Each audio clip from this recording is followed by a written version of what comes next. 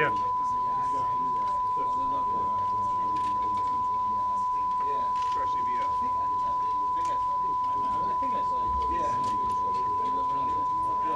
It is on.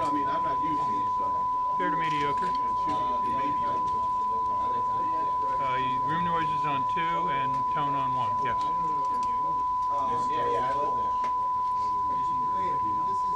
Perfect. Thank you, sir. You can sit on my knee if you want.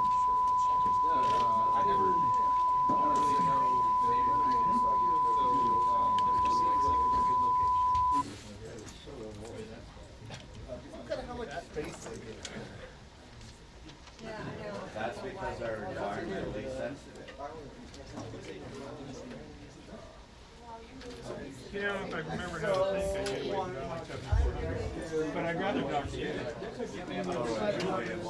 It's fine, you know. When you get finished, let's go have Bloody Mary or something.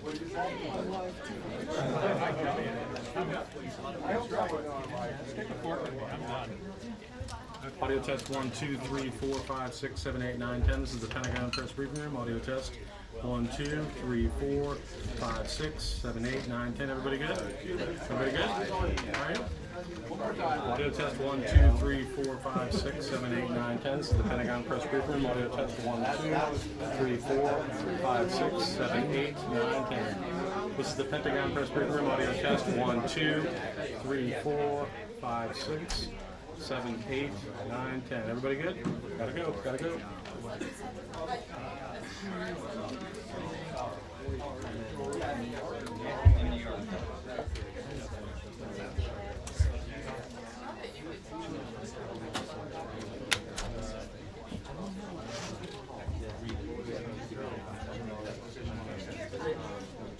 Hey, Alex, did you guys have at the Pentagon? Speak to the slot, please.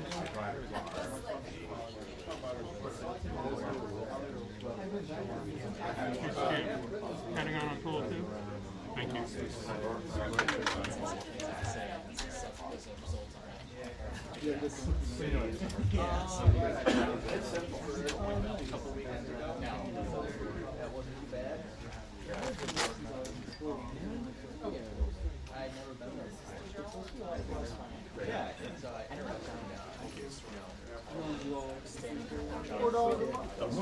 I did attend for $34.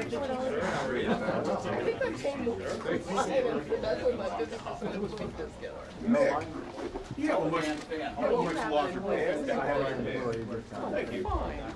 Well, Pam is Israel. Is there enough white on it? Not for me.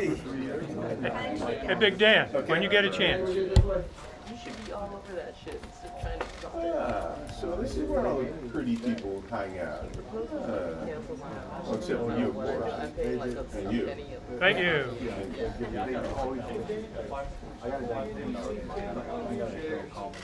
Hey, Mick needs his pad, okay? Okay? You guys got it? We got it. Thank you. Always a pleasure. Dan, watch out for the glare. I was told just today we were complaining about that my links were not said just go to YouTube. Really? You only get 3 days though. I got them to share their movie with password. Yeah, that's kind of they only share it with very few people. Well, I'd like to say why. We don't need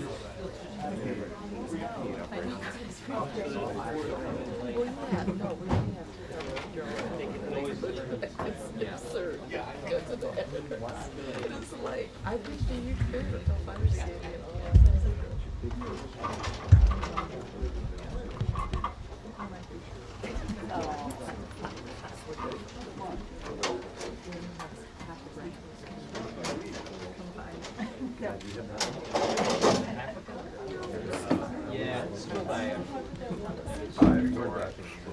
Yeah,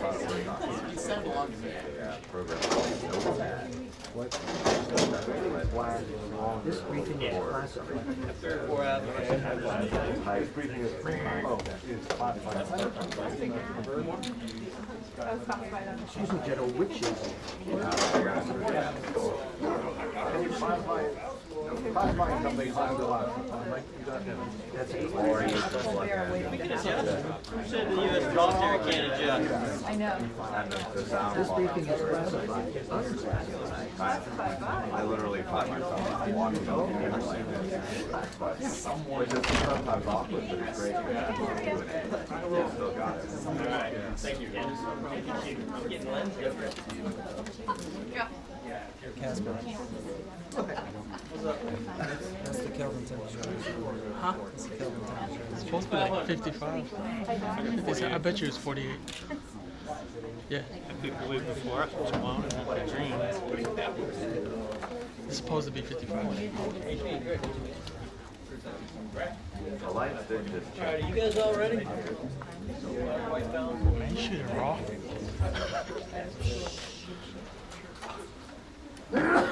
Left.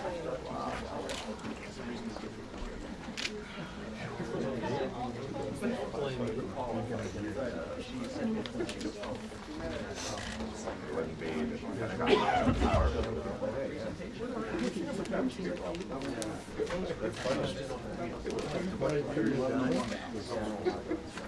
It's unclassified, but they have to declassify every year. That says everything. What year is this? Welcome to the future. So I wonder what reason 14G is. Already our. Yeah. Long known. Long known. I haven't heard much about that. 14G.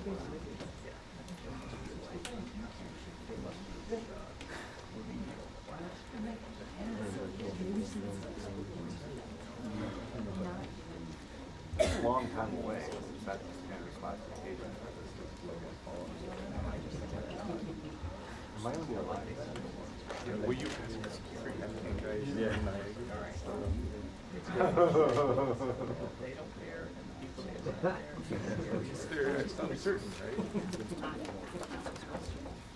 Can you tell us about this cultural mission?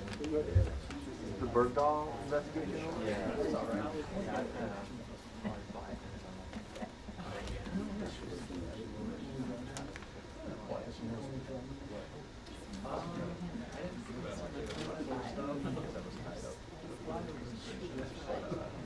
I did not see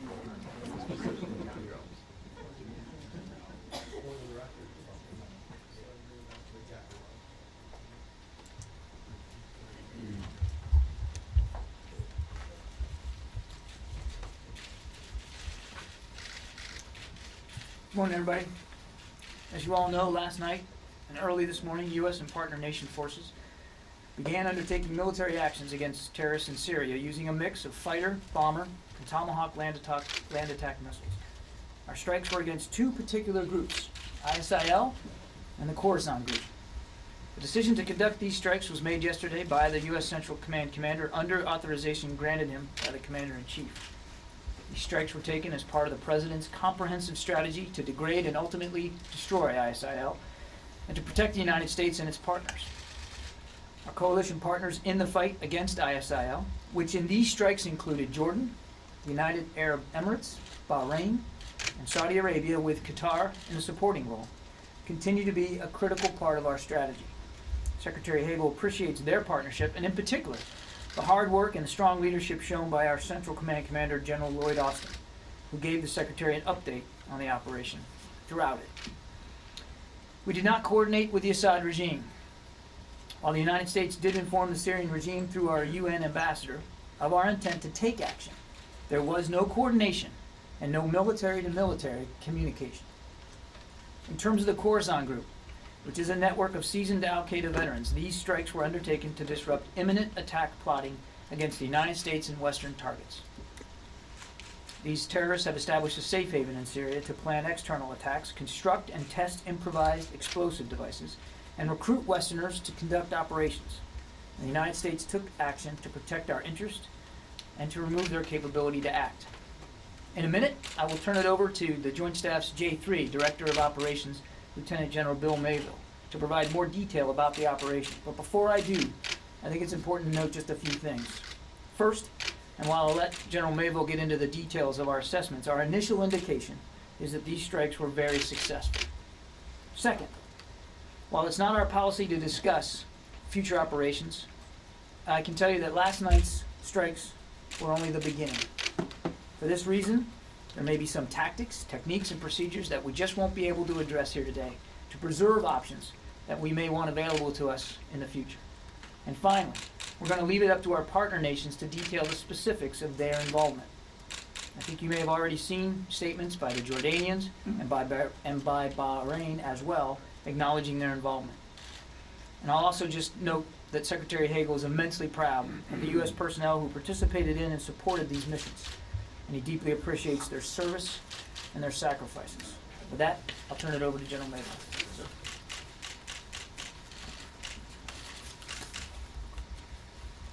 Good morning.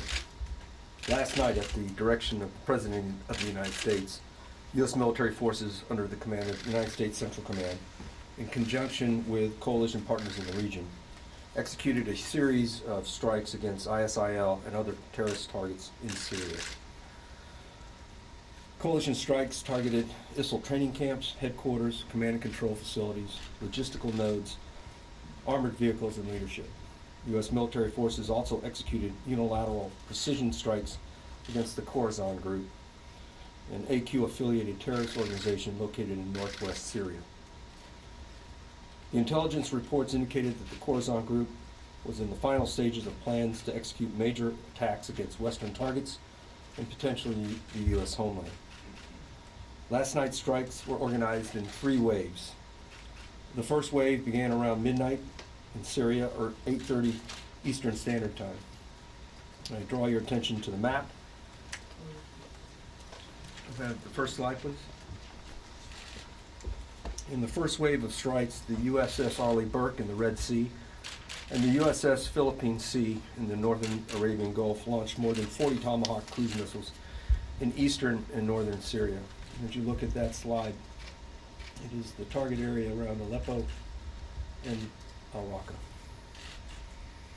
The majority of the Tomahawk strikes were against Khorasan Group compounds and manufacturing workshops and training camps. The second wave consisted of F-22 Raptors in their first combat role, F-15 Strike Eagles, F-16s, E-1 bombers, and drones. They launched from bases in the region around 9 p.m. Eastern Standard Time against targets in northern Syria. Targets included ISIL headquarters, training camps, barracks, and combat vehicles. The final wave occurred shortly after midnight Eastern Standard Time.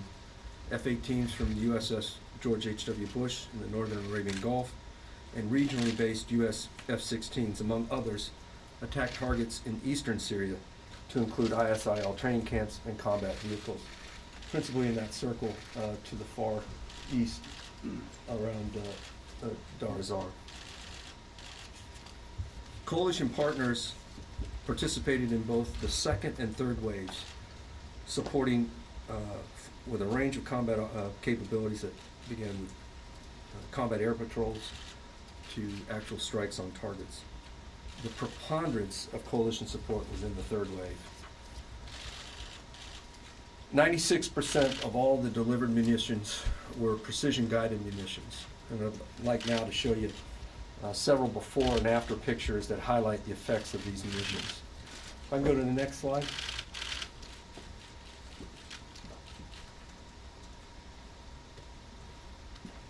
Next slide, please.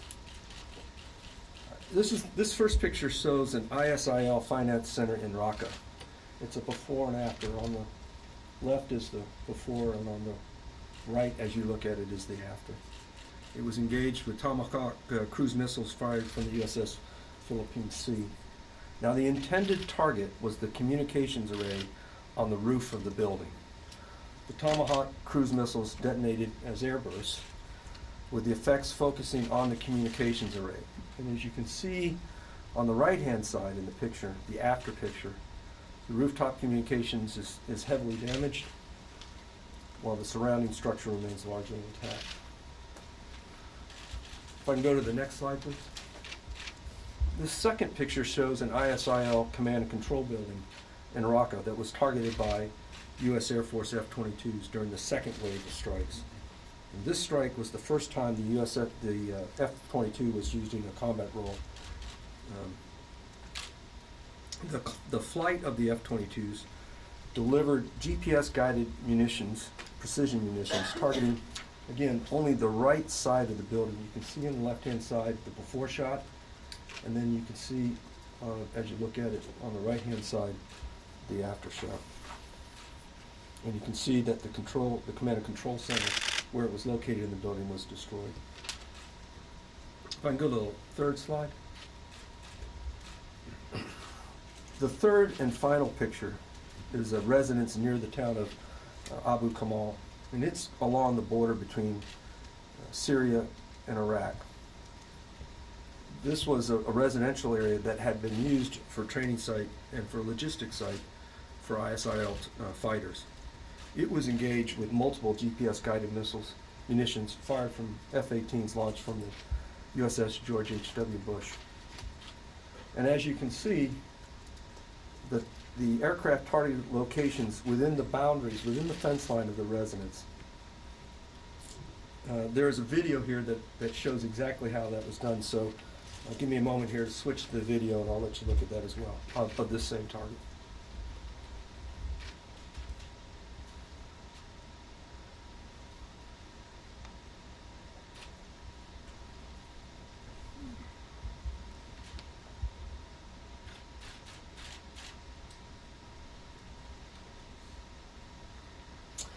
Again, you'll note that the effects of the strike were contained within the boundaries of the target area.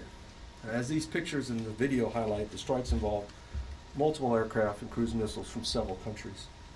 It was through the careful planning and coordination of U.S. Central Command's Combined Air Operations Center, located in the region, that these strikes were successful with minimal collateral damage.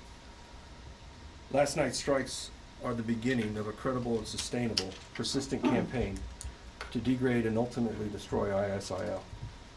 Our immediate tasks are to continue the degradation of ISIL in Syria and Iraq, to build and strengthen regional partners, and to build a regional coalition, to assist in placing Iraqi security forces and Peshmerga forces on the offensive, to support the broader diplomatic efforts in the region, to implement a Syrian train and equip program, and to continue to work with Iraqi security forces and ministries. And with that, we'll take your questions. I'll be moderating today. General Mayfield, when you talked about the mission continuing, you did not mention the Khorasan group. Can you tell us at all, do you expect more against the Khorasan group? Should they assume this is it? And do you have any battle damage assessment against them? Do you believe it's possible you killed their leader, Al-Fadli? Do you have any sense of what you accomplished against them? Any that you're able to give us of what you accomplished against them? As I'm sure you probably know, we're still assessing the effects of our strikes. But we've been watching this group closely for some time. We believe the Khorasan group was nearing the execution phase of an attack either in Europe or the homeland. We know that the Khorasan group has attempted to recruit Westerners to serve as operatives or to infiltrate back into their homelands. The Khorasan group is clearly not focused on either the Assad regime or the Syrian people. They are establishing roots in Syria in order to advance attacks against the West and the homeland. Do you think you have any assessment of what you did accomplish in those particular strikes last night? It would be premature to comment on the effects we see. We need to do a little bit more study. Yeah. If it's going to take you a year, General, to train the Free Syrian Army, the 5,000 troops on the ground, are you going to put ground forces or need ground forces in Syria between now and then? And if not, how is this any different from 12 years of war in Iraq and Afghanistan? Why is this any different from whack-a-mole? The short answer to your question is no. We have not put, and we will not put ground forces into Syria. The Syrian Train and Equip program is, as you said, we're in the beginnings of implementation. It will be a multi-year program. It is a necessary component of the overall strategy, but as you've pointed out in your question, it's not sufficient. Concerned about not putting ground forces in? I think we're appropriately sized for the task that we've been given. General, were any leadership targets included on last night's hit list, and what results did you get? Were any leadership, ISIS leadership taken out? No, we did not target individual leaders. We did, however, target command and control nodes. And we looked over time as we developed those targets for patterns of life where leadership would routinely go. And if they were there, that usually was an indication of a command and control node. But we did not specifically target individuals. And you talked about a credible and sustainable campaign. What does sustainable mean? How long can the American people expect these airstrikes to continue? And what shape will they take? Strikes like tonight or targets of opportunity? Can you look forward for? What you saw today and what you saw last night were a disruption to ISIL forces that were enabling their strikes into Iraq. And the way I would encourage you to look at this is look at what we're trying to do regionally. We are focused first in Iraq because we have a partner in Iraq to work with, the Iraqi security forces, the Iraqi government. But we are striking through the depths of ISIL's formations because we are trying to disrupt their support bases. While we enable in Iraq their Iraqi security forces with the help of partners to dislodge and ultimately remove ISIL from Iraq. Could this take years? I would think of it in terms of years, yes. Great. General, I'd like to follow up on the Khorasan group. You said there's evidence that they represent an imminent threat to the U.S. homeland, to Europe. Is it your sense that the threat has been contained within Syria, or is there evidence that they've sent operatives already outside of Syria to plan for attacks? I would want to walk away from that and not talk about intel matters here. Well, but you did say they represent an imminent threat to the United States. I think people are going to know, is that threat been deterred at this point because of these strikes, or? I see. Let me go. Let us give us some time to assess the targets and the effects we thought we had last night before we can answer that. You talked about these strikes as hopefully having an effect on Iraq. I wonder if you could assess a little bit, obviously the Iraq end of this campaign has been going on for a while. Do you think that you've had an effect so far with those strikes, and what more is hoped for from this one? The most important thing is to create some space for the Iraqi security forces to reorganize and replace leadership that needs to be replaced. To allow them to reorganize their equipment and rearm, to get their ministry connected to this newly formed government, and to allow them to get on the offensive. What we have been doing over these last couple of weeks, and what last night's campaign was about, was just simply buying them some space so that they can get on the offensive. General, you talked about the overall plan allowing the Iraqis, the Peshmerga, to go on the offensive. Won't these strikes in Syria benefit Assad? You're hitting the Khorasan group, you're hitting ISIS. Won't that allow him to go on the offensive? This benefits him, doesn't it? Well, right now, the task at hand is countering ISIL. That's job one. And as you mentioned last night, we not only were doing strikes in Syria, we did several strikes in support of Peshmerga forces in Iraq. But the principal focus right now is countering the threat to ISIL, first to Iraq and to the region. But as a result of that, it's benefiting Assad, isn't it? I wouldn't characterize the effects we had last night as benefiting Assad. It's certainly causing ISIL to address the fact that there now is an air war against them. You said that Assad, the Syrians were informed through the UN that this was going to happen. We've heard a lot about their air defense system being very robust. were any of your aircraft painted with radar coming in? Was the radar turned off? Was there anything along those lines you can share with us? Yeah, the target acquisition last night, radar acquisition on the part of Syria, I would characterize as passive. They turned it off or what? I won't get into specifically what we know they did, but I think it would fair to say to assess last night was a passive radar. General, can you talk a little bit about the decision to use the F-35? I mean, the F-22?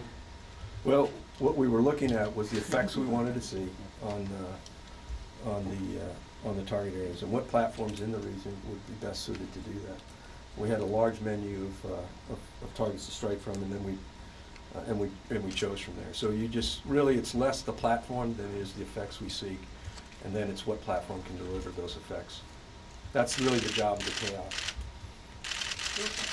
General, can you give us a sense of what percentage of munitions were dropped by Arab allies or Arab partners in this operation? What percentage of the strikes against general targets were dropped by? Yeah, let me let the host nations of those partner nations that provided capabilities to us last night to speak to their level of effort. Jim?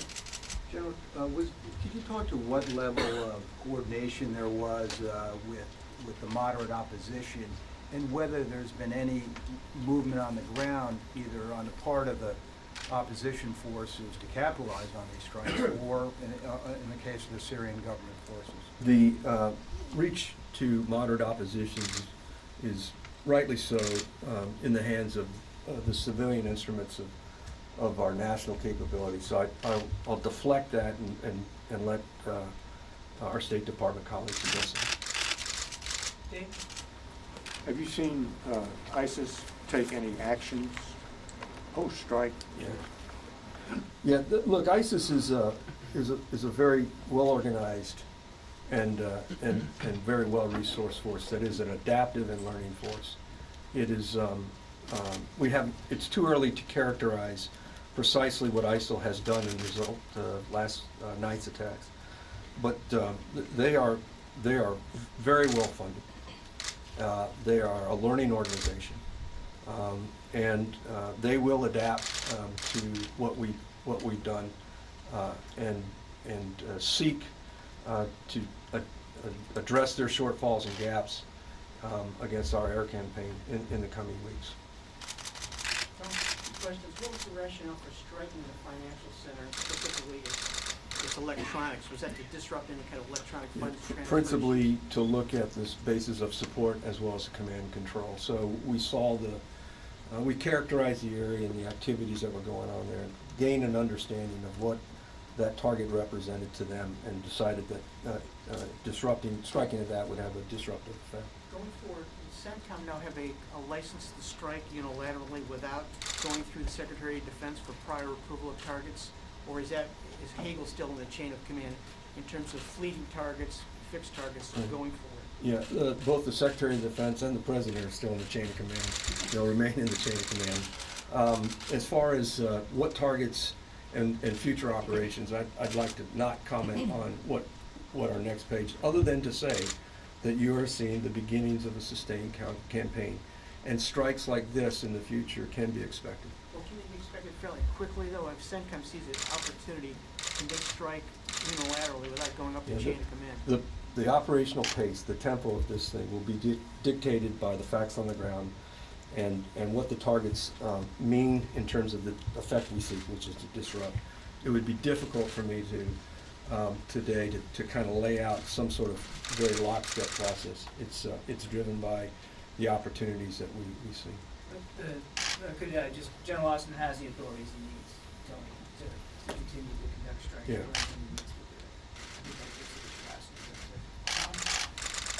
General, there have been persistent reports that ISIL is already dispersing its people to mix with the population and hide. That is going to make airstrikes extremely difficult. How are you going to maintain their effectiveness, and isn't that going to require something like JTACs? Maybe are you going to train the Free Syrians in this?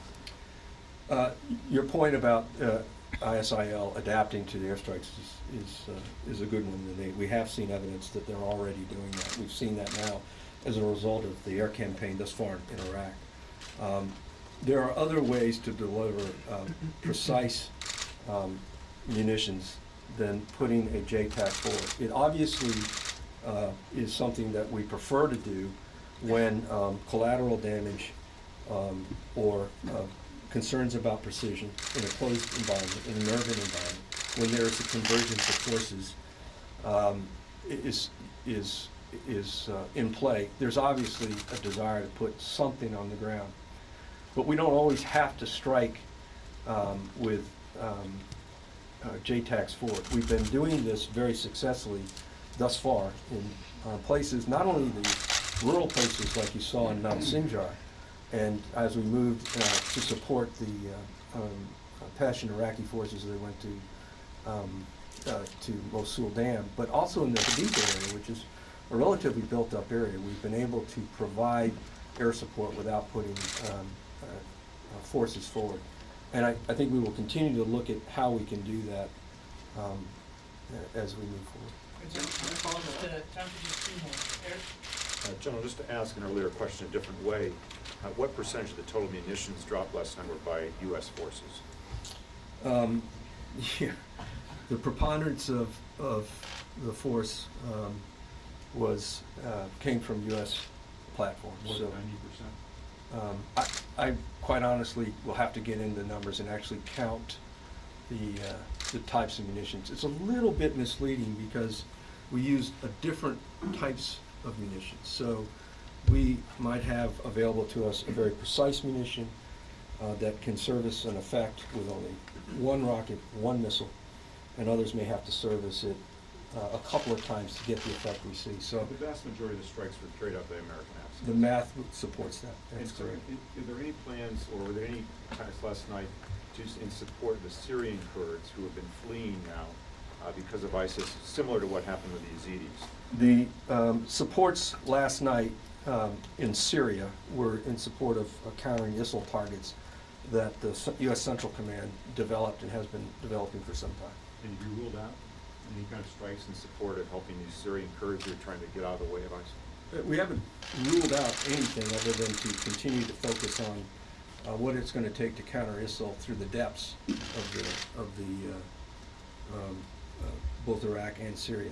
Right now, the way our partnership, our coalition air campaign is working is we've got the ability to find and to fix and finish, if you will, and let me use some military jargon there, with the assets that we have.